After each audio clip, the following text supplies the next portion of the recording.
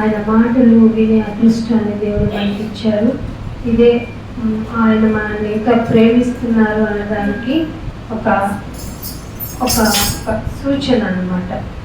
మనిషి యొక్క ఆలోచన మనిషికి ఎలా ఉంటుందంటే, నేను చాలా గొప్పగా ప్రవర్తిస్తున్నాను కదా, నా ప్రవర్తనే మంచిది కదా, నేను ఎలాగైనా నా బిహేవియర్తో మనిషిని మెప్పిస్తున్నాను, దేవుణ్ణి మెప్పించడం ఇంకెంత సులువు కదా అని మనిషి తను అనుకున్న విధానంలో నడుచుకుంటూ ఉంటాడు. కానీ దేవుడు సూచించిన బైబిల్ అనేటువంటి పుస్తక గ్రంథం అనేది దేవుని గ్రంథం అని చూసుకోకుండా మనిషి ఎలా ఉన్నాడు అనేది పరీక్షించుకోకుండా, అసలు ఎక్కడ ఉంటే నాకు ఆశీర్వాదం, ఏం చేస్తే ఆశీర్వాదం అనేటువంటి అవగాహనకు మనిషి రాకుండా తనను తాను సర్దుపుచ్చుకుంటూ తన మీద తానే భరోసా కలిగి జీవించడం అనేది మనిషి నేర్చుకున్న తెలివైన అనుకుంటున్న అతి తెలివి తక్కువ ప్రవర్తన. ఆ ప్రవర్తన విధానమే దేవునికి ఆయాసకరంగా ఉంది. అది మనిషి గుర్తించలేని దుస్సహాయ స్థితిలో ఉన్నాడు అని చెప్పటానికి, అది తెలియచేయడానికి తన మనుషుల్ని పెట్టుకొని ఎంత చెప్పడానికి ప్రయత్నించినా విననొల్లని వారిగా ఈనాటి సమాజంలో మనుషులు ఉన్నారు. కారణం ఏమిటంటే, మేము చేస్తున్నది మాకు మంచిదే.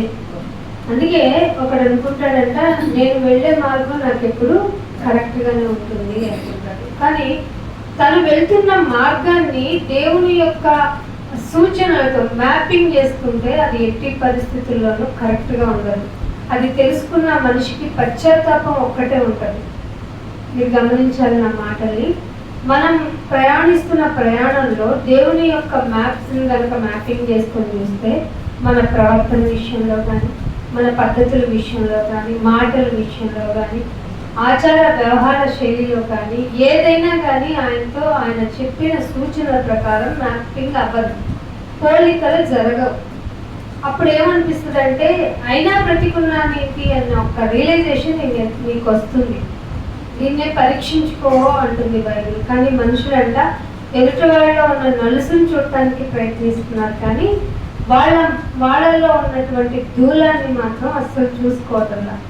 ఒకవేళ చెప్పినా ఇదిగో మీకు దూలం ఉండింది, ఇంత ఘోరమైన పెద్ద పాపపు క్రియ అనేది మీరు చేస్తున్నారంటే వాళ్ళు మనల్ని చూసి నవ్వుకునే ఇదిలో ఉంటారు తప్ప సరి చేసుకునే విధానం ఆ మూర్ఖపు జనానికి, మూర్ఖపు తరానికి రాదు. దేవుడు ఈ తరాలకి పెట్టిన పేర్లు భయంగాను, ఆశ్చర్యంగాను, ఆలోచించే విధంగా ఉంటాయి. ఒక చోట ఈ మూర్ఖులైన వక్ర జనములో నుండి తొలగిపోండి అన్నాడు. ఇంకొక చోట వ్యభిచారులైన ఈ తరము నుండి అన్నాడు. ప్రపంచం చూస్తే మనిషి కదిలితే వ్యభిచారపు ఆలోచనలు, మెదిలితే కదిలితే అసలు చిన్న పిల్లలు మొదలుకొని వారు ప్రవర్తించే విధానం, మాట్లాడే విధానం, పెద్దలతో సహా వాళ్ళు చూసే చూపు, మాట్లాడే తీరు అన్నీ ఎలా ఉన్నాయంటే మన భాషలో బూతుతో ఉన్నాయి. అలాంటి సమాజంలో మనం ఎలా బ్రతకాలి అనేది మనం ఆలోచించుకోవాలి. సమాజపు స్థితిగతులను బేరేజ్ వేసుకుంటూ మనం ఎలా ఉన్నాం ఈ భూమి మీద, మన ప్రవర్తన విధానం ఎలా ఉంది అని ఆలోచిస్తున్నప్పుడు ఒక్క క్షణం ఆగి ఆ దేవునికి మొక్కి, ఇంత పాపపు స్థితిలో నుంచి నన్ను విడిపించారు నాయన, ఇంత దౌర్భాగ్యమైన మాయ స్థితిలో నుంచి నన్ను విడిపించి నీ వాక్యపు ఆకర్షణ నాకు కలగజేస్తారు చూడండి, అది నేను చేసుకున్న పుణ్యమే. నిజమేనైనా కొబ్బరికాయ కొట్టకుండానే వచ్చింది పుణ్యం, ఏ పుల్లలో వెలిగించకుండానే వచ్చింది ఈ పుణ్యం. ఏదో బంగారం తెచ్చివ్వలేకపోయాను, నిన్నేదో ప్రసన్నం చేసుకోవడానికి నేనేమి గొప్ప యాగాలు నేను చేయలేదు, ఎందుకునైనా నీ మాట ఆకర్షణ నా మీద ఉంచావు అని బళ్ళున నీ హృదయం అరుస్తుంది, ఏడుస్తుంది. ఎందుకంటే లోకంలోకి వెళ్ళి చెప్పండి, ఈ మాటలు వినేవాళ్ళు లేరు, వినిన ఆవలించేవాళ్ళు, నిద్రించేవాళ్ళు, అవసరమా ఈ మాటలు అనుకునే వాళ్ళు ఉన్నారు. వాళ్ళకి ఏం కావాలంటే ఎంటర్టైన్మెంట్ ఉండాలి, పాటలు. మనిషి ఏంటంటే పాట అంటే మంచి ఊపు ఉంటుంది, మ్యూజిక్ ఉంటుంది. మన పాటలు అస్సలు నచ్చవు వాళ్ళకి, ఎందుకంటే అది ఒక పాట కూడా వీళ్ళ పాట కూడా గుచ్చుతుంది. ఏంటి పాట అంటే కొంచెం ఎంజాయ్ఫుల్ ఉంటుంది కదా, వీళ్ళు పాటతో కూడా గుర్చేస్తారు అని అంటారు. ఇది దేవుని మాటని గ్రహించలేరు. సో వాక్యం చాలా మందికి ఎలా ఉంటుంది అంటే చేదు మాత్రం. చేదైనా కాకరకాయ తినేవాళ్ళు ఆరోగ్యం చూసుకునేవాళ్ళు.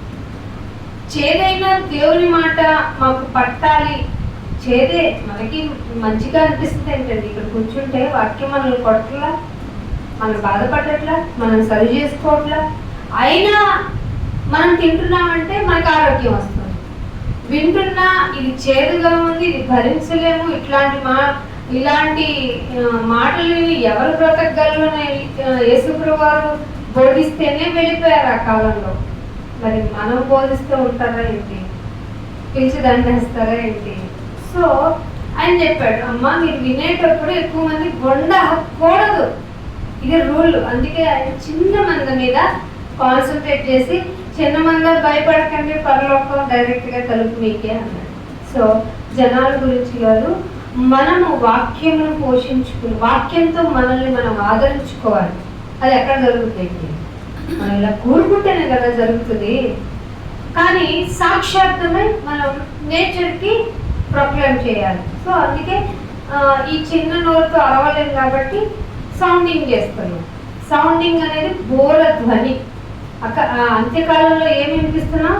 ఇదిగో సమాప్తం, యుద్ధం వస్తుంది అనుకోండి, సైరన్లు ఎలా మోగుతున్నాయి. మీరు బంకుల్లోకి వెళ్ళి దాక్కోండి, మీరు ప్రమాదం లేని స్థలాల్లోకి వెళ్ళిపోండి అని ఎలా అయితే ఇప్పుడు యుద్ధం జరుగుతున్నప్పుడు చెప్పబడుతుందో, అలాగే మీకు అసలు ఈ లోకమే శాశ్వతం కాదు.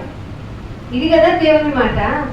లోకంలో ఎక్కడైనా భద్రంగా ఉండొచ్చు, మనం బంకర్లోకి వెళ్ళిపోయినా ఉండొచ్చు, సేఫెస్ట్ ప్లేస్ భూమి పైన కాదు, భూమి అడుగున ఉంది, అక్కడ అన్ని కన్వీనెంట్ గా పెట్టుకుందామని పెట్టుకొని రెడీ చేసుకుని బతుకుతుంది ఈనాటి మానవ సమాజం. చాలా మంది మీరు వంట చేసుకుంటున్నారు, సడన్ గా సైరన్ మోగింది, స్టవ్ ఆఫ్ చేసి ఎక్కడికి వెళ్ళిపోవాలి? మీకు తెలియదు, ఇజ్రాయెల్ దేశంలో టైమర్ మానిటరింగ్ ఉందంట. ఇప్పుడు నేను స్నానానికి వెళ్ళాలి, టైం పెడుతున్నాను, నేను చేయొచ్చా లేదని అడుగుతుందట ఆ సాఫ్ట్వేర్లో. ఈ టైం వరకు అయితే నీకు 5 నిమిషాలు ఉంది, చేసొస్తావా, తినొస్తావా, పడుకుని వస్తావా, ఏం చేస్తావో, కానీ ఇమీడియట్గా ఆఫ్టర్ 5 మినిట్స్ నువ్వు బంకర్లోకి వెళ్ళాలి. ఇలాంటి పరిస్థితి ఉంటే నీకుండిందా, నాకుండిందా? చక్కగా ప్రశాంతమైన వాతావరణం, వెలుతురు, గాలి, ఆయన మాటలు వినడానికి రెండమ్మ అంటే కుటుంబము 2-3, మిగతా వారి సంగతి ఏంటి తేల్చుకుందాం అక్కడ. విన్నవారికి ఇక్కడ పరలోకం, మిగతా వారికి తేల్చుకుందాం అక్కడ. సో రాలేదు, వినలేదు అనే వారిని పక్కన పెడదాం. వచ్చిన నాకు నీ ధన్యతనిచ్చి నీ మాట వినడం ఏంటి నాయన, నాకు చాలా ఆసక్తిగా ఉంది, ఏదో దుప్పి నీటి వాగుల కొరకు ఆశపడుతుందంటే విన్నాను, నేను కూడా నీ మాట కోసం ఆశపడుతున్నాను. అది నీ కృపే కదా. సామాన్యంగా మనిషితో మాట్లాడితేనే కాపు బోరు కొడుతుంది అంటారు. అదే దేవుని మాట, కనబడని దేవుని మాట ఇలా చెప్పారు అనేది, అది ఆ చెప్పబడే మాట మన లైఫ్ మీద రిఫ్లెక్ట్ అయినప్పుడు మన ఇష్టమైనట్టు బ్రతకాలనుకుంటాం. కానీ బైబిల్ ఏముంటుంది, నీ ఇష్టమైనట్టు నీ ప్రవర్తన ప్రకారం జీవించొద్దు అంటుంది. అప్పుడు ఎలా ఉంటుంది మనకి? ఆయాసంగా, ఇంకేవో సౌండింగ్ చేస్తాం, అబ్బా అమ్మో అనుకుంటుంది. ఇలా ప్రయాసపడుతున్న మనం కూడా ఒకసారి ఆయన మాటకి తలొక్కగలిగితే, ఆయన మాట ప్రకారం నడుచుకోవడానికి ఇష్టపడితే హృదయం అంట గంతులు వేస్తుందట. సో ఇది తెలుసుకోవడమే ముఖ్యమని కీర్తనల గ్రంథము 111వ కీర్తన 111వ కీర్తన చూడండి.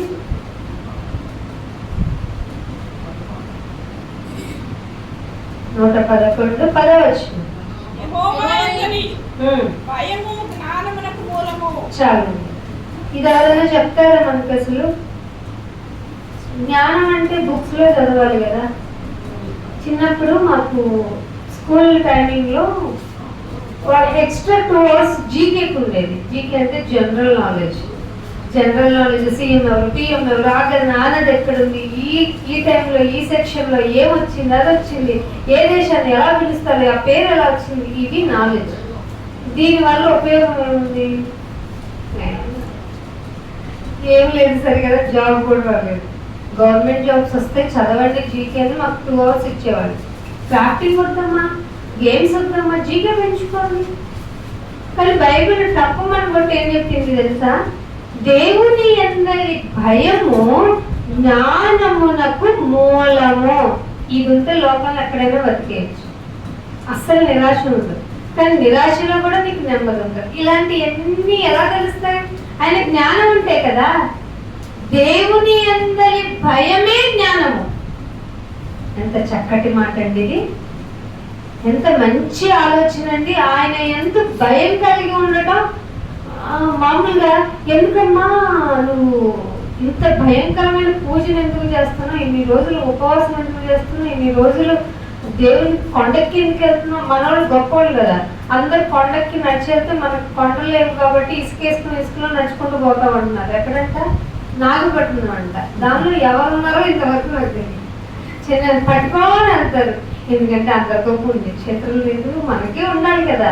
ఒరే నన్ను అన్యులకు చేసినట్టు నాకు చేయకండి, నిన్ను ఎవడు నడవమన్నాడు, నీకు సరైన నేలను ఇచ్చాను, నువ్వు ఉన్న చోట నా గురించి నేర్చుకోవటమే మంచి జ్ఞానము అని అంటే, లేదు ప్రభు నీ మాటలు వెళ్ళలేదు, కానీ నేను నాకు ఇష్టమైన భక్తిని చూపిస్తా.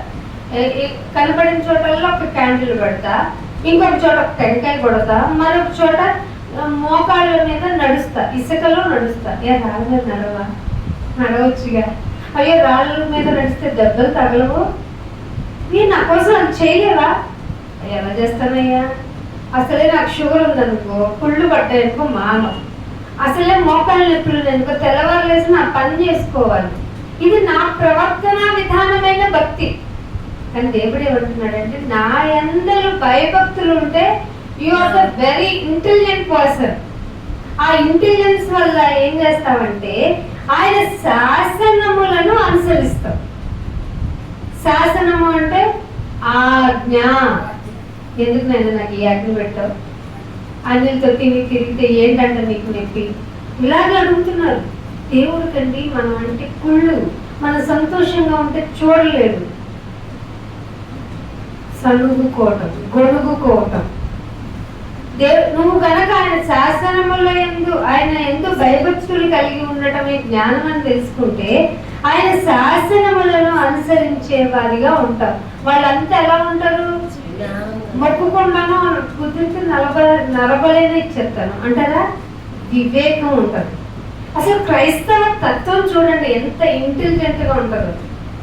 బిడ్డని ఈ మధ్య వింటున్నాగా వార్తలు, జ్యోతిష్యుల దగ్గరికి వెళ్ళారంట. ఎవరు నా భర్తతో ప్రాబ్లంగా ఉంది, మరి ఏంటో నాకంటే ఒకసారి ప్రాబ్లమ్ అమ్మా నీకు ఒక విషయం చెప్తాను అని ఏదో తాయెత్తులు ఏదో సొల్యూషన్ చెప్పాడంట. ఆయన కుదిరిందంట. ఆవిడికి ఏదో ఎగ్జామ్ ఏదో క్యాన్సిల్ అయిందంట. సో నమ్మకం కుదిరిందంట. ఇంకొకసారి వెళ్ళి నా హస్బెండ్తో ప్రాబ్లం ఏం చేయమంటారంటే ఒకసారి నాతో పడుకుంటే అయిపోతుందంట. తీసుకెళ్ళి అరెస్ట్ చేసి పెట్టారు. ఆవిడ చెప్పింది వివేకం. ఏదో కొంచెం ఆవిడకి ఏదో చదువుకున్న నాలెడ్జ్ ఉంది కాబట్టి సరిపోయింది. మరి నీకు వివేకం ఉంటే నువ్వు బలి ఇవ్వాలనుకోవడం కరెక్ట్ కాదే. నీ కొరకు ఎందుకు బలయ్యారు అనేది వివేకం తెలుస్తుంది. మనుష్యుల ఆలోచనల ప్రకారం ఒక మనిషి మీద డిపెండ్ ఎందుకు అవుతున్నావు? ఇది మనిషి నీలాంటి వాడే. ఆ మనిషి నేను నీకేదో సహాయం చేస్తాను బై సమ్ సజెషన్స్ అని చెప్పినప్పుడు ఎందుకు జరుగుతుంది? ఈ మనిషికి ఈ యొక్క బ్లెస్సింగ్ నేచర్ ఎందుకు ఉంది, నాకు ఎందుకు లేదు? అతనికి 2 కళ్ళే, 1 ముక్కే, 1 నోరే, 2 చేతులే, 2 ఎక్స్ట్రా లేవు కదా. ఎందుకని మరి ఇతనికి స్పెషల్ టాలెంట్ ఉంది, ఏమైనా నటిస్తున్నాడా, ఎందుకుందని ఆలోచించాలిగా. ఆలోచించకపోవడం అవివేకం. అవివేకం ఉన్నవాడు ఏం చేస్తాడంటే చెడు మార్పుల్లోకి వెళ్ళిపోతారు. కీర్తన 14 చూడండి, ఒక మాట చూపిస్తాను. 14వ కీర్తన 1వ వచనంలో చూడండి. దేవుడు లేడని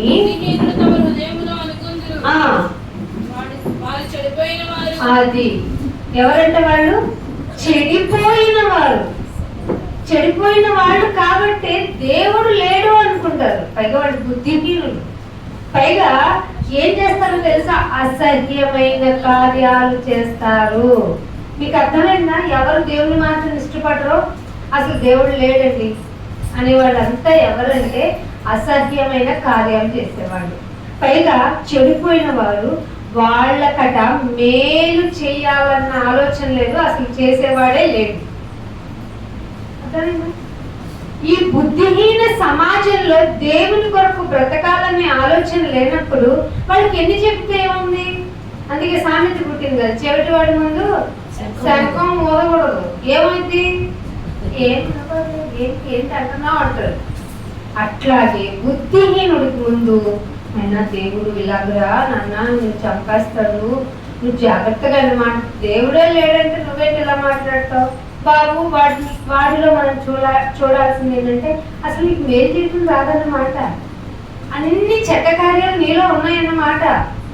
అసహించుకోవడం తెలియదు, చెడు కార్యం అన్నమాట నీకు. సో నువ్వు బుద్ధిహీనుడవి అని మనసులో అనుకోండి. మళ్ళీ వాడు చెప్తే బుద్ధిహీనుడికి నువ్వు బుద్ధిహీనుడురా అంటే దాని బదులు పిల్లని వదులుకున్న ఎలుకబంటితో పోరాటం చేయొచ్చు. కానీ నువ్వు బుద్ధిహీనుడు అని రుజువు చేయడం కష్టమే. దాన్ని అతి కష్టంగా మనం ఉంటుంది కాబట్టి మామూలుగా సామెతలో నేను పట్టిన కుందేలకి ఏమంటాడు? అక్కడ ముందు మన సంఘం ఓదకూడదు. దేవుడు ఇంకా పాజిటివ్గా చెప్పాడు, ఎందుకు నన్న పరుగుల ముందు ముత్యాలు పెడతాడు. మరి ఏం చేయమంటాం ఆయన అంటే మీరు అంత్యకాలాల్లో మిమ్మల్ని మీరు ఓదార్చుకోవడానికి, మిమ్మల్ని మీరు బలపరుచుకోవడానికి పాటలతోనూ దేవుని యొక్క నా యొక్క మాటలతోనూ ఒకరినొకరు ఎందుకు బలవంతులై ఉండండి. ఎందుకంటే చూసే కొద్దీ చివరి రోజులు అంత్య దినాలు ఎలా ఉంటాయంటే ఏంటి ఇంత అన్యాయం జరిగిపోతుంది నా కళ్ళ ముందే, ఇలా జరుగుతుంది ఏంటి, ప్రపంచం అంతా ఇలా అయిపోతుంది. పాండమిక్ చూసేసాము. ఆ పాండమిక్ ఏంటో అదేంటండి మనకి నిర్బంధించేసిన టైం ఏమంటారు, క్వారంటైన్ ఏంటో, మనిషికి అడుగు దూరం ఏంటో, ఆ దూరం లేకపోతే ఒకరి నుంచి ఒకటి రోగం ఏమిటో, దానికి లక్షల మంది చనిపోవడం ఏమిటండి, నమ్మసక్యంగా లేదు అని మనం కూడా యోహాను గారి శిష్యులను పంపించినట్టు యేసుప్రభు వారి దగ్గరికి, బాబు నువ్వు ఉన్నావా అసలు, నీ అంతటి నువ్వే నీ ఆత్మతో ఆయన అడుగుతావు, ఏంటైనా ఇంత అన్యాయం జరిగిపోతున్నాయి. అందుకే యేసుప్రభు వారు ఏమని చెప్పాడు తెలుసా, అంత్య దినాల్లో ఏమనుకో, మీ ఇంట్లో ముత్యాలు కనుక్కుంటానా అల్లా, వెండి కనుక్కుంటానా అల్లా, విశ్వాసాన్ని కనుగొంటానా. అర్థమైందా?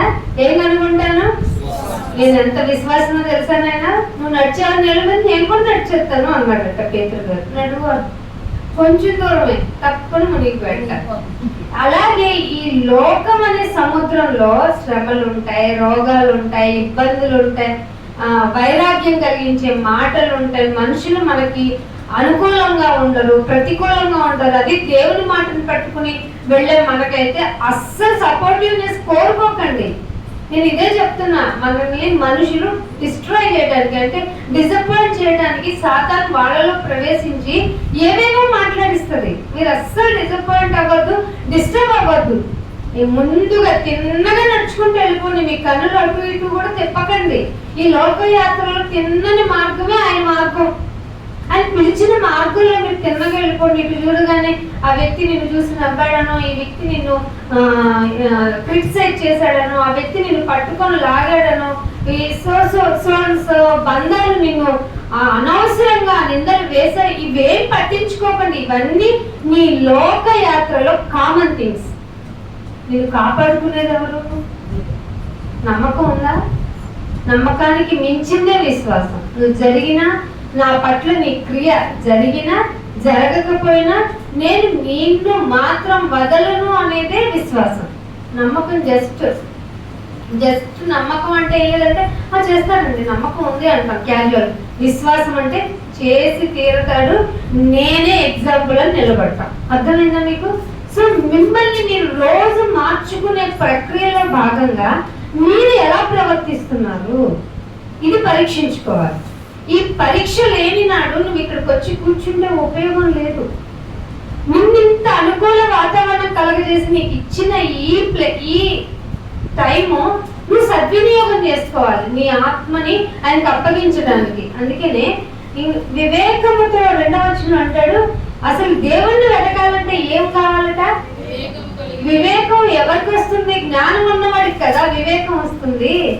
భయభక్తులు కలిగి ఉన్నవాడికి కదా మరి జ్ఞానం వస్తుంది.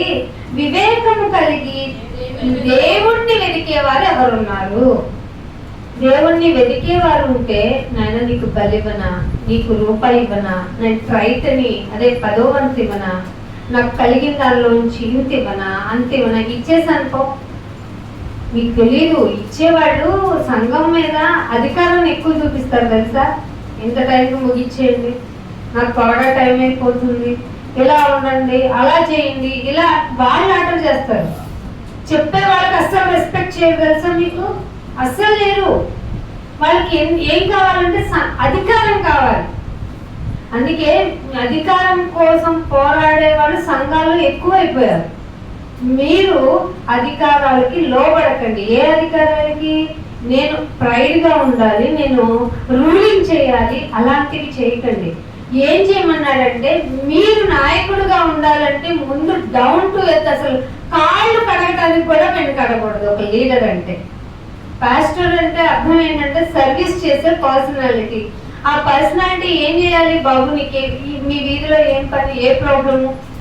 ఒక అధికారి అయితే సర్వీస్ చేసే వాళ్ళంటే మనం మెయిన్ గా ఎవరిని ఊహించుకుంటాం, ఎవరిని అనుకుంటాం అంటే, మనకి ప్రభుత్వ పరంగా ఎవరైతే పనులు చేసి పెడతారో వాళ్ళు ఏం చేయాలి అంటే మీ ఇంటికే వచ్చి, అందుకే మీ ఇంటికే పని అనేటువంటి, మీ ఇంటికే అన్ని అనేటువంటి ఒక ఇది తీసుకొచ్చారు. కానీ అదేం జరగటంలా.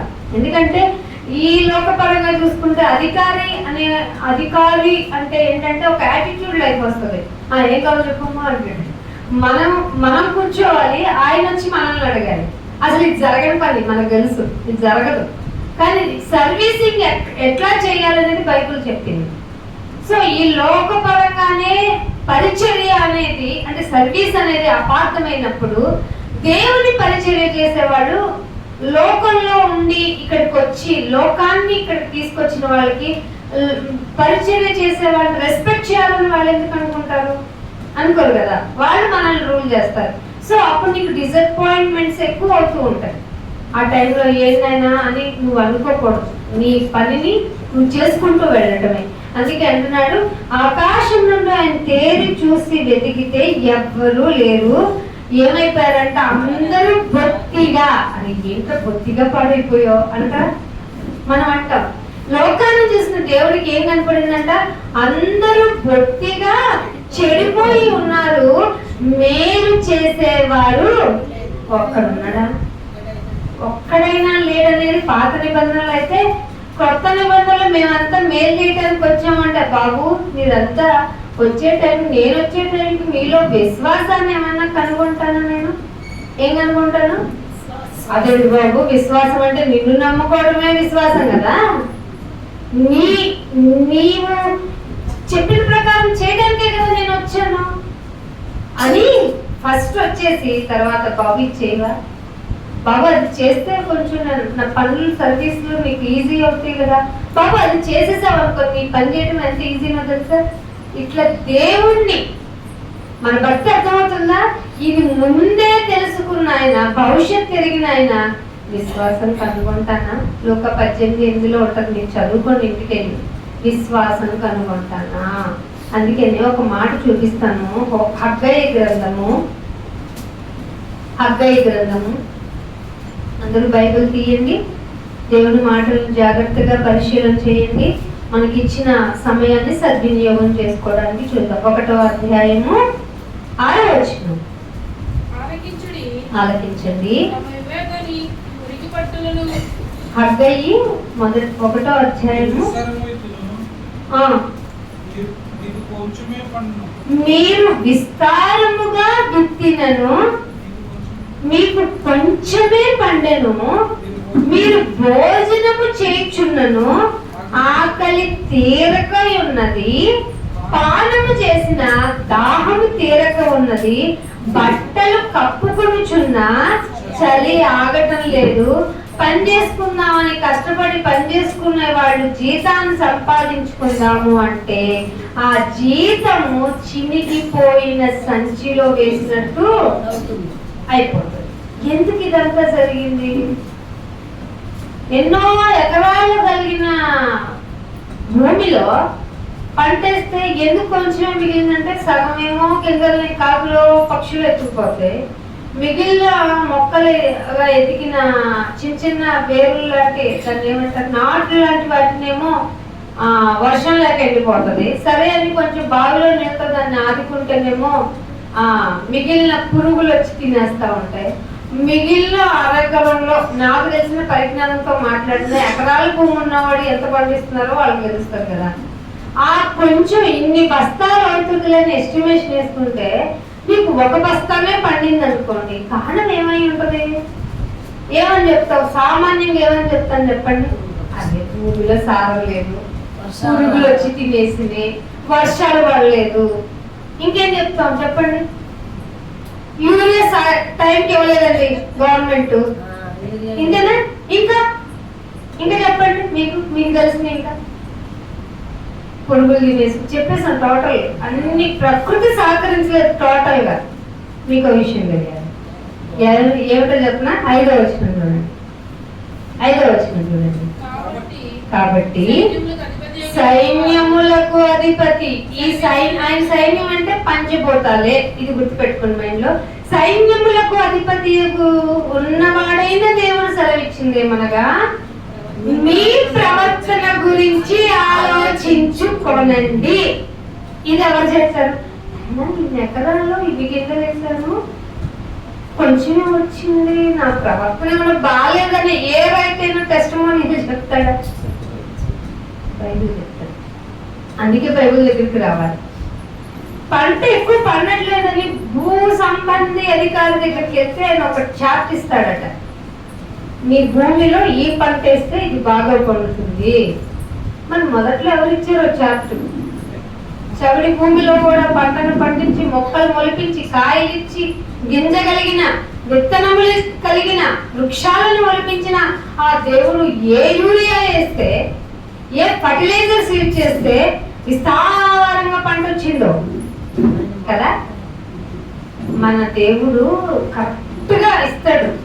మంచి ఫర్టిలైజర్ ఏంటండి అంటే నీ ప్రవర్తన. నా ప్రవర్తనకి పంటే పంటకి ఏంటి సంబంధం?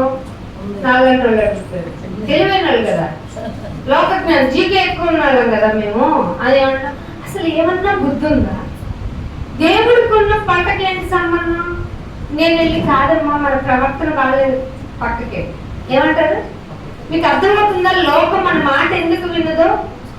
ప్రవర్తన గురించి ఆలోచించుకోండి. ప్రవర్తన గురించి ఆలోచించుకుంటే మీ జీవితం ఏంటో మీకు తెలుస్తుంది. అప్పుడు మీరు ఏం చేస్తారంటే, విస్తారంగా పండించాను, ఎకరానికి ఎన్ని బస్తాలు కామన్గా వస్తాయి? 30 to 40. మనం ఒక యూరియా బస్తా ఎక్స్ట్రా వేసి 50 అని వేసేసుకుంటాం. అత్యాశ కదా. నెక్స్ట్ ఇయర్కి పంట పండదంటే నువ్వు వేసిన యూరియా అంటే నమ్మడు. ఇలా చెప్పిన నీకు విస్తారంగా పంట పండలేదు, కారణం ఏంటో తెలుసా? నీ ప్రవర్తన అన్నాను అనుకో. ముందే బోధ నాకండి, వీళ్ళది ఏం బోధ? మూర్ఖమైన భక్తి అంటారు. మళ్ళీ నేనేం చెప్తాను, మీరు భోజనం చేశారా? తిన్నట్లేదు కదా, కారణం మీ ప్రవర్తనే అన్నాను అనుకో. ముందు మైక్ లాగే. అసలు ఎక్కువ టైం తీసుకుంటుంది. 30 నిమిషాలు 40 నిమిషాలు కాదు, 10 నిమిషాలు కుదించేద్దాం. మా సార్ క్యాచ్ చేశారు. కుదించేద్దాం. భోజనానికి మన ప్రవర్తనకి ఏంటంటే తింటాం చేయగలుగుకుంటాం, ప్రవర్తనకి ఏంటి సంబంధం? ఏంటో సంబంధం చెప్పనా?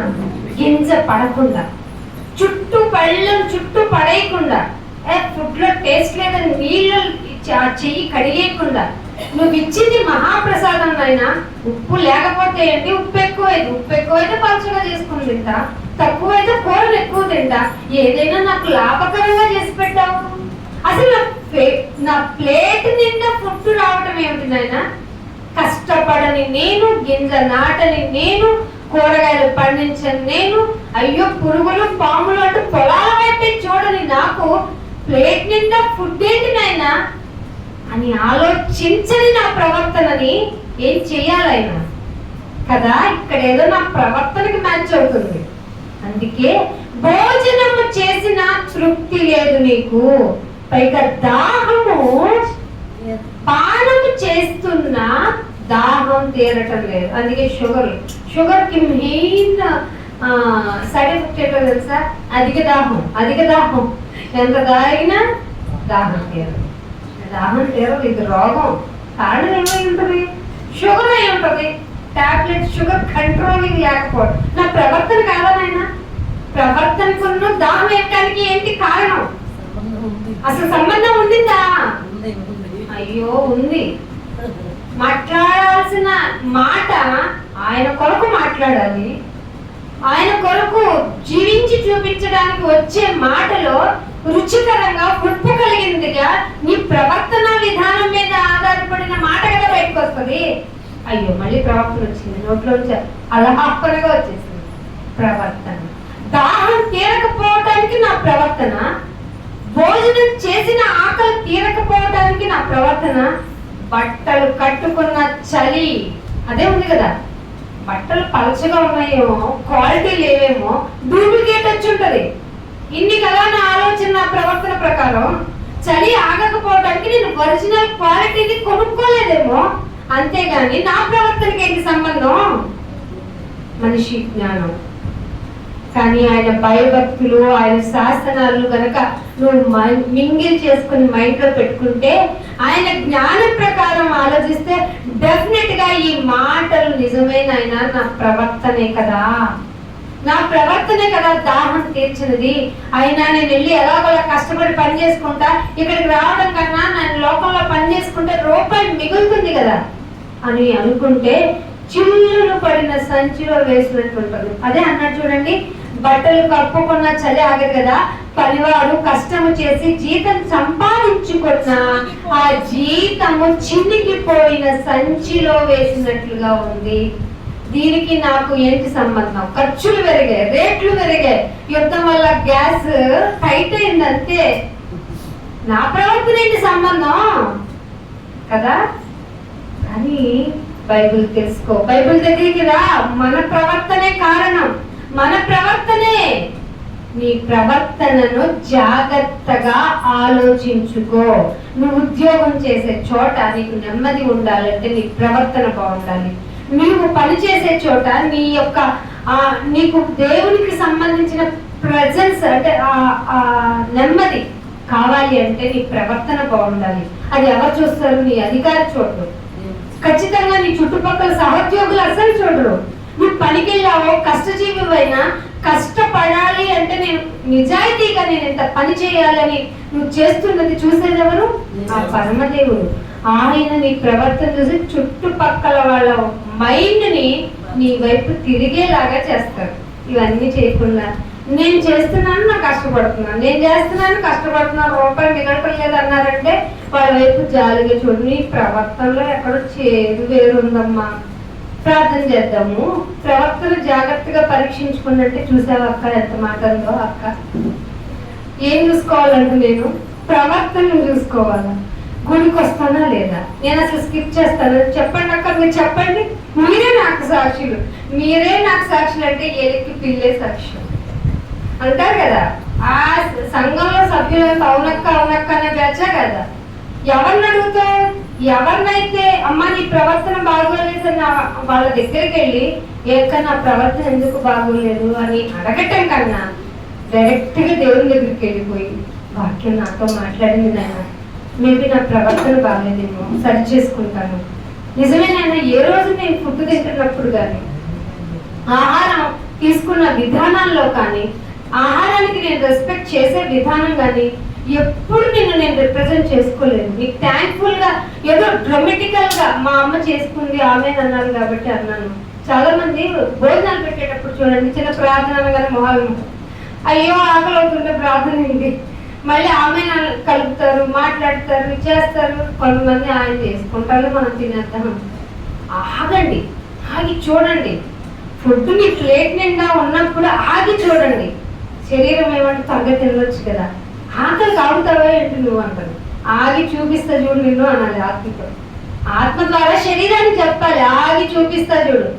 ఎప్పుడు 1 గంట, గంట కాదు 2 గంటలు, 2 గంటలు కాదు 3 గంటలు అయితే పూట అయిపోతుంది కదా, నేను ఉండలేను కదా అంటారు. సరే ఆగు, అయితే ఇంకో పూట కూడా చూపిస్తాను. అయ్యో రోజు అయిపోతుంది కదా, కాదు కాదు రేపు కూడా చూపిస్తా. అలా అయినప్పుడు అంటే ఇప్పుడు సైంటిస్టులు చెప్తున్నారు, మీ శరీరం తినకుండా వదిలేండి, లోపల అసలే క్యాన్సరేటెడ్ కణాలు పెరుగుతున్నాయి, మీ శరీరం వాటిని తినేస్తుంది, హ్యాపీగా ఇంకా బతుకుతావు అని చెప్తుంది. అంటే మనకి శిక్ష కలిగినా కూడా దేవుడు దానిలో కూడా ప్రేమను ఉంచాడు. అంటే నీకు దీర్ఘాయుష్మంతుడు అవ్వాలంటే నీకు నువ్వు శిక్షించుకున్నా, అది శిక్ష ఏంటంటే ఆహారము. ఆహారం వల్ల మనకు తెలుసు కదా, మత్తయి సువార్త 4:4 మనుషుడు దేని వల్ల బ్రతుకుతాడు? అది ఎవరు చెప్పిన మాట? కాదు కాదు, మనుష్యుడు రొట్టె వలన బ్రతుకుతాడు అని చెప్పింది సాతాను. కానీ కౌంటర్ ఇచ్చింది ఎవరు? వాక్యమై ఉన్న దేవుడు. నీ దేవుడు సెలవిచ్చింది, దానికి కూడా దేవుడు అని చెప్పాడు ఆయన. నీ దేవుడైన యెహోవా సెలవిచ్చింది ఏంటో నీకు గుర్తుందా? మనుషుడు రొట్టె వలన మాత్రమే కాదు కానీ అంటే తినాలి, మనిషి తినాలి, నువ్వు చెప్పింది కరెక్టే. ఆ మాత్రమే కాదు కానీ ఆయన నోటి నుండి వచ్చు ప్రతి మాట వల్లనే కదా బ్రతుకుతాడు. అబ్బా కౌంటర్ పడితే నువ్వు ఎప్పుడైనా చెప్పావు సాతానుతో ఎలాగా? నీ శరీరమే శత్రువు కదా, దానికైనా చెప్పి చూసావా? ప్రవర్తన ఏంటో ప్రవర్తనకే లింక్ అవుతుంది కదా. మన ప్రవర్తనని ఎగ్జామ్ చేయడానికి పరిస్థితులు అనుకూలంగా లేకపోతే నువ్వు పాస్ అవుతావా?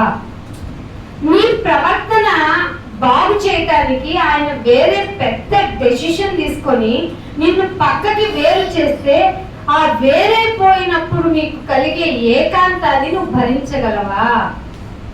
అస్సలు భరించలేము. మనిషి సంగతి చుట్టూ లేకపోతే ఎలాగో ఒంటరిగా ఎలా బ్రతుకుతాం, బ్రతికి చూపించు అంటుంది. ఏక ఏక ఎవరైతే ఒంటరిగా ఉన్నాడో వాడు ఎవరట? మీలో ఒంటరి అయిన వాడు ఎన్ని వేల మందో మీరు లెక్కేసుకోండి. మరి ఒంటరిగా ఉండటానికి ఎప్పుడైనా ప్రయత్నించావా? ఇక్కడ కూడా ప్రవర్తన మీద దెబ్బతీస్తుంది ఏంటి? అందుకని ఇంకొక మాట చూపిస్తాను చూడండి. 2వ దినవృత్తాంతాల గ్రంథము, అప్పుడే 2వ దినవృత్తాంతాల గ్రంథము 15వ అధ్యాయము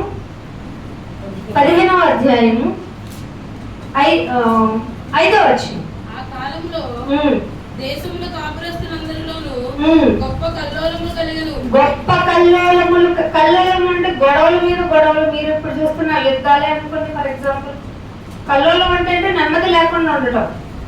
ఎక్కడో ఇరాన్ వాళ్ళు ఇస్రాయేల్ వాళ్ళు కొట్టుకుంటే దానికి నడి మధ్యలో ఉండి అమెరికా వాళ్ళు సపోర్ట్ చేస్తుంటే మన ఇండియాలో గ్యాస్ ఏంటంటే లేకపోవడం. గ్యాస్ ఒకటే అనుకుంటున్నారా? లేక పెట్రోల్ అదొకటే అనుకుంటున్నారా? వంట నూనెలు.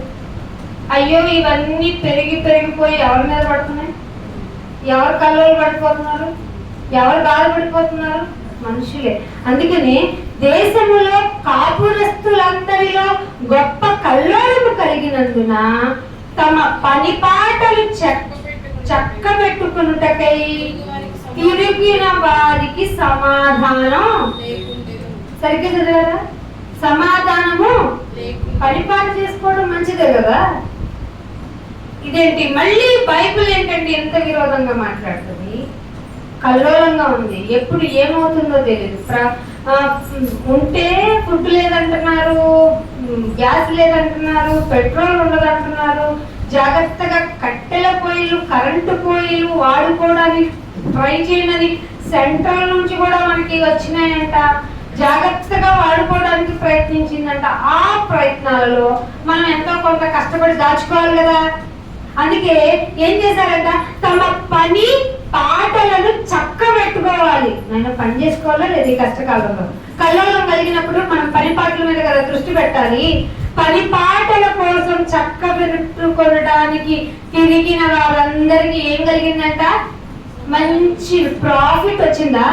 సమాధానము లేదు. ఇది ఎక్కడ చదివారు? బైబిల్లోనేనా?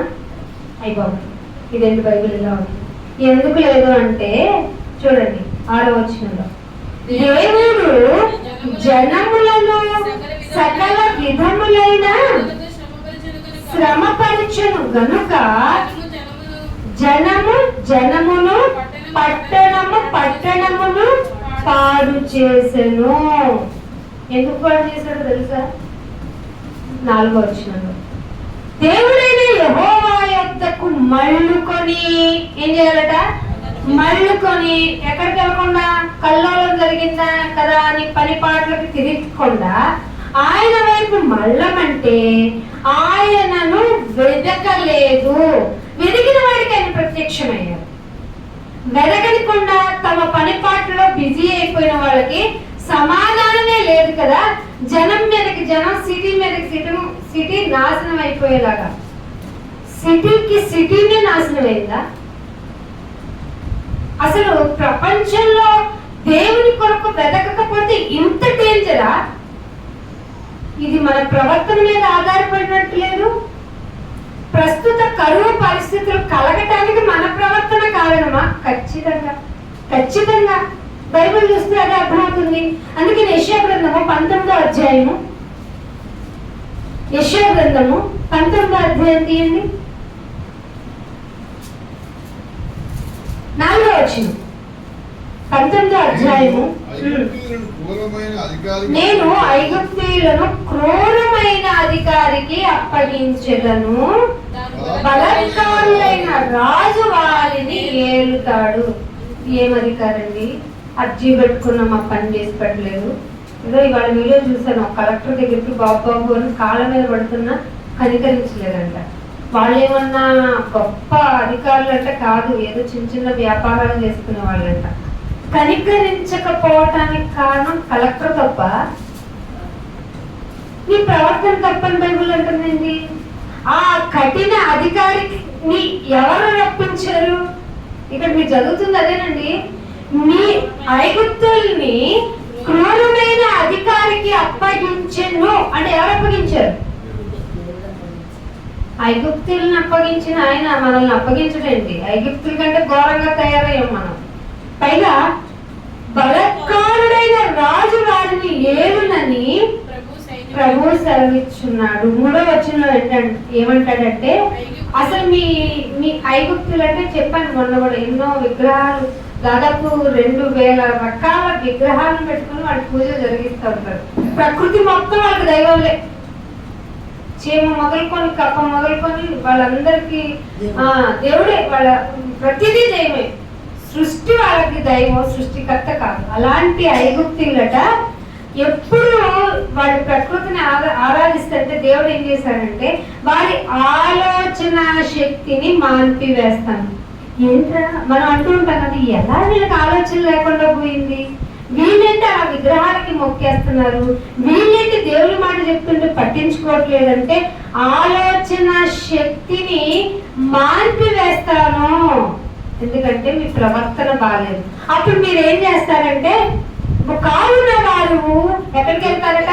విగ్రహముల యొద్దకు, గొడుగు వారి యొద్దకు. అంటే గొడుగు అంటే మాత్రం ఏదో చెప్తారు. మన వాళ్ళు కూడా మొదలయ్యారు కదా మంచి గొడుగుడు బ్యాచ్. నాన్న దానికి ఏంటో అర్థం చెప్పండి ఏమంటారు? అడగకూడదు, భక్త సైలెంట్ గా ఉండి వేసి వెళ్ళిపోంటారు. మరి ఏంటి లాభం? భాషలకి అర్థం చెప్పనప్పుడు నువ్వు ఎందుకు మాట్లాడతావు? నోరు మూసుకొని కదా ఉండమంది అంటే భాషనే వ్యతిరేకిస్తావు. అసలు నువ్వు దుర్బోధకుడు అని. అసలు బోధకురాలు కాదు, నువ్వు బోధించకూడదని మొదలెడతారు. సో ఎక్కడికైనా తీసుకెళ్ళి ఏం చెప్తారు? ఈ గొడుగుల వారు ఈ బ్యాచ్ ఏం చేస్తుందట, గొడుగుల వారి యొద్దకును, కర్ణ పిచాచి వారి యొద్దకును, సోదగాండ్రి యొద్దకు ఎందుకు వెళ్తారంటే మీ ఆలోచనని ఆయన మార్పించేస్తాడు. ఎందుకు చాలా మంది ముందేం జరుగుతుందని చెప్పి ప్రవచన కర్తలు ప్రవచన అమ్మలు ఉన్నారు కదా. మా ఊర్లో మాకు తెలిసిన ఆవిడ ఉండేది. చిన్న ఏంటి గేద పాలు ఇవ్వకపోయినా, కోడి కనపడకపోయినా, పిల్లలకి పెళ్ళిళ్ళు అవ్వకపోయినా ఆవిడ దగ్గరికి వెళ్ళి ప్రవచనం అడుగుతారు. ఆవిడ చెప్తుంది. ఎలా చెప్తుంది చెప్పండి? అయితే ఆడపిల్ల కదా, కాకపోతే అలా చెప్తుంది. అది ఆలోచన శక్తి ఉన్నవాడికి గ్రహింపు వస్తుంది. ఒక ఇన్సిడెంట్ జరిగింది. ఏంటో తెలుసా? ఆవిడ సొంత కూతురే ఆవిడ బయట కూర్చొని ఎవరికో చెప్తుంది, ఇదమ్మా అదమ్మా అని. ఇంట్లో పిల్ల గురేస్తుంది. ఎందుకో తెలుసా? ఏ మ్యాచ్ వచ్చినా నా బిడ్డకి మ్యాచ్ అవ్వట్లేదు అని పెళ్లి చేయట్లా. 30 సంవత్సరాలు వచ్చిన ఇక మా అమ్మతో నా వల్ల కదని చచ్చిపోయింది. పైగా మీరు తెలుసా ఆవిడెవరో? దేవుణ్ణి నమ్ముకున్న అమ్మ. వాళ్ళ బిడ్డిచ్చిన, వాళ్ళ కొడుకిచ్చిన టెస్టిమోనియల్ ఏంటంటే, అక్క మా అమ్మ అంత మూర్ఖురాలు లేదు, వచ్చిన వాళ్ళందరికీ చెప్తుంది, కన్న బిడ్డల మనసు తెలుసుకోదు, వీళ్ళకి అవదలేదు, వాళ్ళు అవదలేదు అని చెప్తుంది. గొడుగుడు వాళ్ళ దగ్గరికి, సోదగాండ్ర దగ్గరికి వెళ్తున్నావంటే నీ ఆలోచన శక్తిని మార్చేసింది ఎవరు? ఆయనే. ఎందుకని? నీ ప్రవర్తన బాగోలేదు. ఏదో దానం చేస్తే పుణ్యం చేస్తే నీకు పుణ్యం. అమ్మ ఎందుకు దానం చేస్తారు కదా, అన్నదానం చేస్తున్నాం. బాబు ఎందుకు దానం చేస్తాము? అన్నదానం ఎందుకు అని అడగండి. పుణ్యం. పుణ్యం ఏం చేసుకుంటావు? బ్యాంకులో వేస్తావా? వడ్డీతో సహా ఏమైనా వస్తుందా? పుణ్యం వస్తే పరలోకం ఎందుకు? స్వర్గం ఎందుకు? అక్కడికి వెళ్తే నెమ్మది. ఇక్కడ బాగానే ఉన్నావు కదా, మరి కాదు అక్కడ ఇంకా బాగా ఉండొచ్చు. అందుకే దానాలు చేస్తున్నా. దానం చేసింది ఇంకొకటి కూడా రీజన్ చెప్తారు. ఏదన్నా పాపం ఉంటే పోద్ది కదండి. ఎప్పుడు పాపం? పాత జన్మలో ఉందే ఆ పాపం కూడా పోతుంది కదండి. ఈ జన్మలో పాపాలకే నీకు ప్రక్షాళన లేదు, ఆ గత జన్మలో పాపాలకి ఏం చేస్తావు? ఎందుకు ఈ మూఢనమ్మకాలు? ఆలోచన శక్తిని మాన్పివేయటం వల్ల గొడుగుల దగ్గర వాళ్ళ దగ్గరికి వెళ్తావు, కన్న పిచాచి వాళ్ళ దగ్గరికి వెళ్తావు, సోది చెప్పే వాళ్ళ దగ్గరికి వెళ్తావు. సోది చెప్పే వాళ్ళ దగ్గర ఒక ఇన్స్ట్రుమెంట్ ఉంటుంది, మీరు గమనించారా? ఏంటది? బుర్రకాయ, సొరకాయతో చేసిన ఒక దాన్ని ఇలా అన్న కూడా అననివ్వరు. అది వాళ్ళ ఒక మంచి మ్యాజికల్, వాళ్ళ దగ్గర దాంతో స్ట్రెంత్ ఉంది అనుకుంటారు. ఏం లేదు, మన ఇంటి దగ్గర సొరకాయలు లాంటిదే వాళ్ళు తయారు చేసుకుని టీన్ టీన్ అని ఒక స్లాగ్తో చెప్తావమ్మా అంటే వస్తారు. ఏం చెప్తావమ్మా అంటే నీకు మంచి భవిష్యత్తు ఉంది అని చెప్తారు. ఎందుకు? నేను తిని తాగి తిరుగుతున్నాను అందుకే మంచి భవిష్యత్తు అన్నాను అనుకో, నువ్వు మంచోడు కదా. ఎవరు? అమ్మ పలికింది. ఇదే పలికింది, అయ్యే పలకడు కదా, అమ్మ పలికింది. ఇవన్నీ చెప్తే మనల్ని ఏమనుకుంటారంటే వీళ్ళ మాటలు ఎలా ఉన్నాయంటే మన యొక్క మనోభావాల్ని దెబ్బతీస్తుంది. నీకేంటి మనోభావం? ఎక్కడి నుండి వచ్చింది ఆ భావం? ఆ మనోభావం ఎక్కడి నుంచి వచ్చింది? ప్రవర్తన కదా బాగుండాలి. ఇది వద్దంటది లోకం. ప్రవర్తన ఏమండి ఎవరు చూస్తాడండి? నిజాయితీగా ఉంటే ఎవరు చూస్తాడు? నీతిగా ఉంటే ఎవరు చూస్తాడు? బాబు నిజాయితీగా నీతిగా ఉంటేనే నేను చూస్తాను నిన్ను అని చెప్పింది ఎవరు? చెప్పాలి మన లోకంలోకి వెళ్ళి. నీతిగా ఉండండి, మీకు జరిగినా జరగకపోయినా నీతిగానే బ్రతికి చూపించండి. చచ్చిపోతున్నా సరే మా దేవుడు మమ్మల్ని రక్షించినను ఎంత ఇష్టం అనిపిస్తుందో, ఎంత ఇన్స్పైరబుల్ గా అనిపిస్తుందో. మాకు రక్షించిన రక్షింపకపోయినా వి డోంట్ కేర్. అలా అనుకున్నారా? పరీక్షించుకొని మిమ్మల్ని మీరు భరోసా కల్పించుకోవాలి కదండి ఈ మాటలు. అందుకే ఇంకో మాట కూడా చూపిస్తాను. 19వ అధ్యాయంలో 3వ వచనం చూడండి. శౌర్యము నశించిపోద్ది. శౌర్యము అంటే బలం. బలం నశించిపోద్ది. ఆలోచన శక్తిని మార్పించేస్తాను నేను. మీ బలం పోద్ది, ఆలోచన పోద్ది. మీ బతుకు ఎలా ఉంటుందంటే గొడుక్కున్న వాళ్ళ దగ్గరికి వెళ్తారు. అంటే డ్రొమిటికల్ గా మీ ముందే మీకు అబద్ధం చెబుతున్నారని తెలిసినా మీరు దాన్ని ఒప్పుకోకుండా వాళ్ళు చెప్పిందే నిజం అనుకొని వాళ్ళు చెప్పినట్లు ప్రవర్తించి మీ జీవితం మొత్తం ఆ చేతుల్లో పెట్టేస్తారు. నశించిపోయే వారికి సిలువ సువార్త ఎలా ఉంటది? అదే నశించకుండా సువార్తని నమ్ముకున్న వారికి వీళ్ళేంటి ఇలా ప్రవర్తిస్తున్నారు? సోదగంటను నమ్ముకోవటం ఏంటి? దెయ్యాల వాళ్ళు నమ్ముకోవటం ఏంటి? ఆలోచన లేదా వీళ్ళకి అనిపిస్తుంది. అనిపించిన నీకు సువార్త తీవ్రతలోనికి వెళ్తే అసలు ఆలోచన శక్తిని మాన్పివేసిందే దేవుడు, బలాన్ని తీసేసిందే దేవుడు. అందుకనే 14వ వచనంలో ఒక మాట చూడండి. 14వ వచనంలో ఐగుప్తు మీద మూర్ఖత గల ఆత్మనే కుమ్మరించేసి. కుమ్మరించడం అంటే పోసేశాడు. ఒక్కడు లేడు వినేవాడు. మేలు చేయడానికి ఒక్కడు లేడు. ఇంకా చదివాం కదా కీర్తన 14లో, ఎవరు లేరు మేలు చేయడానికి ఒక్కడును. మూర్ఖత గల ఆత్మ నీ మీద కుంభరింపబడకుండా ఉండాలి అంటే నీ ప్రవర్తనను ప్రతి సెకండ్ అబ్జర్వ్ చేసుకోవాలి. నీ నోటిలో నుంచి వచ్చిన మాటే నీ ప్రవర్తనని రిజంబుల్ చేస్తుంది. అందుకే నోరు నిండిన దాన్ని బట్టే, కడుపులు హృదయం నిండిన దాన్ని బట్టే మాట్లాడుతుందా, బాగా విస్తారంగా మాట్లాడుతూ ఉంటుంది. వాళ్ళని మీరు మార్చాలి అంటే మాటలు కాదు, మీ మాటలు కాదు, దేవుని మాటలు వాళ్ళకి చెప్పాలి. అందుకే మీరు ఇక్కడ ఊరుకోవాలి. అందుకు పనులు మానేసుకోవాలి. ఇప్పుడే మనం దేవునికి టైం ఇవ్వకపోతే ఇంకెప్పుడు ఇస్తారు చెప్పండి? ఏదో ఎందుకమ్మా రాలేదన్న వాళ్ళ దగ్గర నుంచి ఆన్సర్స్ ఏంటంటే ఏం చెప్తారు? పనుండి రాలేదు, ఊరెళ్ళి రాలేదు. అయ్యో వివాహ మహోత్సవానికి పిలిచి విందు అరేంజ్ చేస్తే కొత్తగా పెళ్ళైందని ఒకడట, కొత్త ఎత్తులను కొనుక్కున్నాను వాటిని చూడటానికి వెళ్తున్నాను ఇంకొకడంట. రకరకాల రీజన్స్ చెప్తే వెళ్ళండి వీధిలో కుంటివాడిని గుడ్డివాడిని పిలుచుకొచ్చేయండి అన్నాడంట రాజకుమారుడు. సో సువార్త ఎవరికి వెళ్ళింది? పేదలకు వెళ్ళిపోయింది. ఎవరికైతే కావాలని సువార్త ప్రకటింపబడుతుందో వాళ్ళ యొక్క మూర్ఖ ప్రవర్తన ద్వారా వద్దనుకున్నారు కాబట్టే సువార్త మనకు వచ్చింది. వచ్చిన సువార్తని మనం సద్వినియోగం చేసుకోవాలి. ఎలా? ప్రవర్తన ద్వారా పరీక్షించుకుంటూ. అందుకే యెహెజ్కేలు గ్రంథము ముగింపుకు వస్తున్నానండి. యెహెజ్కేలు గ్రంథం తీయండి, 36వ అధ్యాయము. యెహెజ్కేలు గ్రంథము 36వ అధ్యాయము 30వ వచనం చూడండి.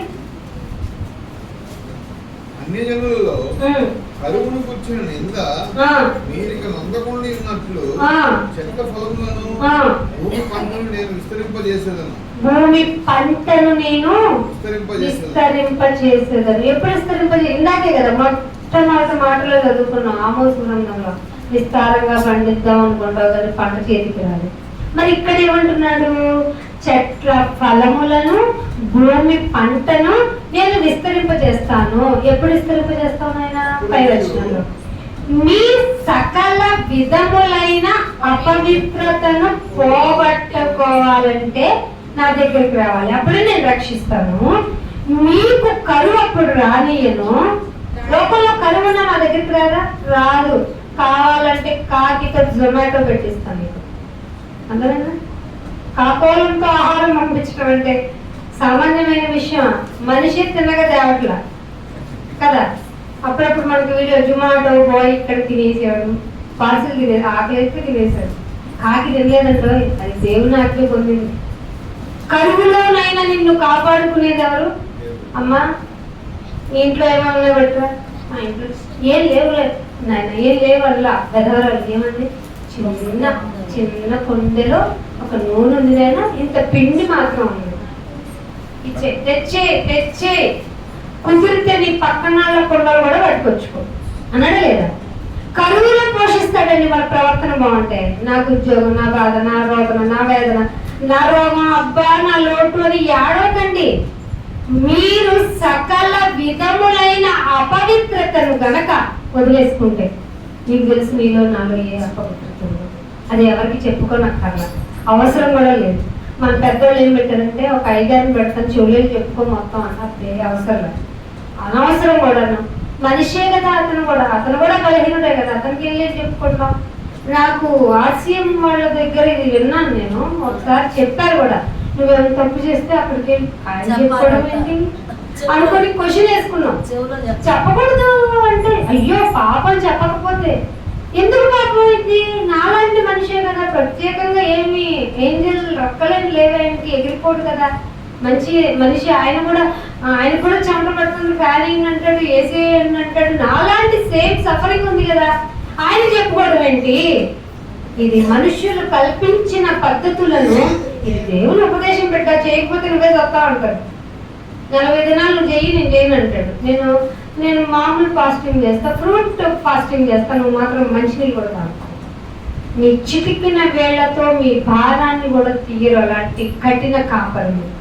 నువ్వు తింటావా తినవా అనేది నీకు దేవునికి మధ్య సంబంధించిన విషయం, నీ శరీర ఆరోగ్యానికి సంబంధించిన విషయం. కరువు అయితే ఆయన చూసుకుంటాడు, బాధ అయితే ఆయన చూసుకుంటాడు. నువ్వు చేయాల్సిందల్లా నీ సకల అపవిత్రతను పోగొట్టేవాడిని ఎదుర్కోవాలి. నీళ్ళల్లో మునిగితే అపవిత్రత పోదు, పాలు పోసుకున్నా అపవిత్రత పోదు, ఆ పాలు అభిషేకం చేసినా పోదు, ఇది నిజం. మరి ఎందుకు నమ్మట్లేదు అంటే ఆలోచన శక్తినంతా మాన్పించింది ఆయనే. ఎందుకు నాయన మాన్పించేసావు? జాలి లేదా? ఎక్కడ ఉన్నావు? ఉంటే దాక్కున్నావా అని నువ్వు పాట పాడకు. వాళ్ళ ప్రవర్తన బాగోలేదు, ఇంక్లూడింగ్ నీ ప్రవర్తన కూడా బాగాలేదు. ఎందుకంటే నన్ను అడుగుతున్నావు కదా నేనెక్కడా అని. పిలిచావా? పిలిచిన పలకవేవి చెవుడా నీకు లాంటి పాటలు పాడుతున్నారు చాలా మంది. పాపం నీకు ఉయ్యాలు వస్తాను రానైనా అంటున్నాడు. దేవుడికి ఉయ్యాలేంటమ్మా? ఇలా పోతే ఆలోచించుకుంటే మనిషి భ్రష్టత. నేను ఇందాక మొదట్లో ఒక వ్యభిచారం అనే మాట ఉపయోగించాను. చాలా మంది వ్యభిచారం అంటే ఈ లోకపరమైన వ్యభిచారం గురించి అనుకుంటున్నారు. దేవుణ్ణి కాకుండా మరి ఏ విషయానికైనా, ఏ పదవికైనా, ఏ బంధానికైనా, ఏ వస్తువుకైనా, ఏ ధనానికైనా నువ్వు లొంగిపోతే అది దేవుడి దృష్టిలో స్పిరిచువల్, ఆత్మీయ వ్యభిచారమే. అలాంటి భ్రష్టత్వం కలిగిన లోకంలో నుంచి నిన్ను నువ్వు కాపాడుకోవాలి అంటే నీ ప్రవర్తన బాగుండాలి. అందుకే అంటున్నాడు ఇంకొక మాట 32 కూడా చూడండి, ఇదే అధ్యాయంలో 32వ వచనం. మీ నిమిత్తము నేను ఇలా చేయడం లేదని తెలుసుకోండి, ఇదే ప్రభువైన యెహోవా వాక్కు. ఇశ్రాయేలీయులారా అంటే వాళ్ళకి చెప్పారు నాయన అనకండి, మీకు కూడా కలిపి మీ ప్రవర్తనను ఏం చెప్పారు? మళ్ళీ ఇక్కడికి వచ్చాయినా సకల అపవిత్రం పోగొట్టుకోమంటే మీరు ఏం చేయలేదు. ఏం చేయగా మీకు నెమ్మది లేకుండా పోతుంది. జేబులో చిల్లుబడిన సంచెలు. అయితే మీ ప్రవర్తనను గురించి చిన్నపోయి సిగ్గుపడండి. ప్రవర్తన గురించి ఏం చేస్తాం మనం? ఇందాక అన్నాను కదా, మా పంట పండలేదంటే మీ ప్రవర్తన అంటే ఏం చెప్పారు? సిగ్గుపడరు. ఎందుకు అర్థమైంది? ఈ మాట ఎక్కడ చదివించాను? అసలు దేవుడు ఏంటండి ఇలా రాయించాడు? మన ప్రవర్తన కోసం చిన్న పోయి సిగ్గుపడాలా? అసలు ఇది వస్తుందా మనలో? ఎంతగా మనల్ని తగ్గించుకుంటే మన ప్రవర్తన గురించి మనం చిన్న పోయి సిగ్గుపడతాం. చిన్నపోతున్నాం. అసలు నీ ప్రవర్తన నీలో ఏం కలిగిస్తుందో తెలుసా? విర్రవీగుతున్న దుష్టత్వాన్ని కలిగిస్తుంది. చెప్పొచ్చాలి మాకు చెప్పడం కదా. నేను ఇంకో మిరియంలా తయారవుతాను. ఆయనకైనా మోషే గారికైనా మాకేవో ఏంటి మెరాకిల్స్ రా మన బెడద చేయి నెత్తి మీద అంటాం. సో మీ ప్రవర్తన విషయంలో సిగ్గుగా ఉందా? చిన్నపోయారా లేదా? పరీక్షించుకుని బలలో చేతులు వేయండి. ఒక మాట చూపిస్తాను. యోహాను సువార్త 3వ అధ్యాయం ముగింపుకు వచ్చేసానండి. 3వ అధ్యాయం యోహాను సువార్త. ఈ వాక్యానికి కంక్లూజన్ లేకపోతే కొంచెం పాట అర్థం కాదు. 3వ అధ్యాయము 19వ వచనం చూడండి. 19వ వచనం. అదే తీర్పంట. తీర్పు. అదే తీర్పు. ఏ తీర్పు? ఆలోచనలు మాన్పివేయటం, నిన్ను దుష్టుడికి అప్పగించేయటం, సకల మాలిన్యం కప్పుకున్న నీవు ఎన్ని చెప్పినా, ఎలా చెప్పినా, ఎన్ని బోధలు చేసినా మారవు కదా. ఇదే తీర్పు. వెలుగు ఏమొచ్చింది? లోకములోనికి వచ్చిందంటే వాక్యము లోకములోనికి వచ్చి నీ ఇంటిలోనికి కూడా వచ్చేసింది. లోకములోనికి వచ్చను గాని తమ క్రియలు చెడ్డవి. ఏంటంట? క్రియలు చెడ్డమైనందున మనుషులు వెలుగును ప్రేమించడం లేదు, చీకటినే. ప్రవర్తన వల్ల క్రియలు చెడ్డవైతే అర్థం ఏంటి? ప్రవర్తన బాగోదనే కదా. క్రియలు చెడ్డమైనందున మనుషులు వెలుగును ప్రేమించడంలా. వాక్యం విను విను విను అంటే వాక్యం వద్దు, పాట పాడుతా అంటాం. పాట ఒకటి కాదు, నా ఫ్రెండ్ కూడా పాడుతుందని తీసుకొస్తాం. దానికి సరిగమలు బాగా తెలుసుకుంటాం. వాక్యం వినమంటే దేవుడు చెప్పేది ఏముంటుంది? అదే 466 అధ్యాయాలు కదా. ఉత్తర ప్రత్యుత్తరాలు చదువుకుని ప్రార్థన చేసుకుని ముగించేసుకున్నాం. వాక్యం కోసం మాకు ఒకళ్ళని ఏర్పాటు చేయండి అనే సంఘాన్ని చూపించండి. పోనీ వాక్యం చెప్తే మా ప్రవర్తన సరి చేసుకుంటా ఉన్న వాళ్ళని చూపించండి. లేదు. వెలుగు మీ దగ్గరికి వచ్చింది, మీరు పట్టించుకోవడం లేదు. మిమ్మల్ని ఎక్కడికి ఎందుకని మీరు పట్టించుకోవడం లేదంటే మీ క్రియలు చెడ్డవి. అందుకేనట 20లో దుష్కార్యము చేయు ప్రతి వాడు. ఏ కార్యం? దుష్కార్యం అంటే చెడ్డదే. అంటే ఆయన దృష్టికి ఆజ్ఞను అతిక్రమించడమే దుష్కార్యం. దుష్కార్యము చేయు ప్రతి వాడు వెలుగును ద్వేషించును, తమ క్రియలను దుష్క్రియలుగా. ఏ క్రియలండి? తమ క్రియలు దుష్క్రియలుగా కనబడిపోతాయి. కాబట్టి వెలుగులోకి వస్తే మా కొద్ది వెలుగు ఏమంటారట? మా కొద్ది వెలుగు చెప్పొద్దు. సువార్త మా ఊరిలో అక్కర్లేదు. కోటెందుకు? మా క్రియలు ఎలా కనపడతాయి? దుష్క్రియలుగా కనపడతాయి. మాకు ఇష్టం వచ్చినట్టు ప్రవర్తిస్తాం. కానీ మీరు వాక్యం ద్వారా చూపించి ఏమంటారంటే మీరు ఇష్టం వచ్చినట్లు ప్రవర్తిస్తే దేవుని దృష్టిలో తప్పంటారు. సో మా క్రియలు దుష్క్రియలుగా కనపడకుండునట్లు వెలుగునొద్దకు రాడు. కాబట్టి ప్రార్థన చేయడం తప్ప వేరే మార్గం ఉందా? లాస్ట్ ఒక మాట చూపించి ముగించేస్తాను. రోమీయులకు రాసిన పత్రిక 1వ అధ్యాయం 18వ వచనం. రోమీయులకు రాసిన పత్రిక 1వ అధ్యాయం 18వ వచనం. దుర్నీతి చేత ఏమైపోతుందంటే ఇప్పుడు దుర్నీతి సత్యాన్ని అడ్డగించేస్తుంది. ఎంతగా ప్రబలిపోయిందో చూడండి దుర్నీతి. నిద్ర పట్టదండి ఒక్కొక్క రోజు. ప్రపంచ పరిస్థితి ఇలా అయిపోతుందంటే కారణం దుష్టుల వల్ల కాదు. సువార్తను మనం బలంగా బయటికి తీసుకెళ్ళలేకపోవడం. తప్పు మందే. చెత్త తీసేయాలి. కలుపు మొక్కలు తీసేయాలంటే ఏం చేస్తారు? మామూలుగా ఏదో ఒక స్ప్రే చేస్తారు కదా. ఇప్పుడు కలిపి ఎక్కడ ఉంది? లోకంలో కలుపు ఉంది. మరి ఫర్టిలైజర్ మంచి ఏంటిది స్ప్రే చేయాల్సింది ఏంటి?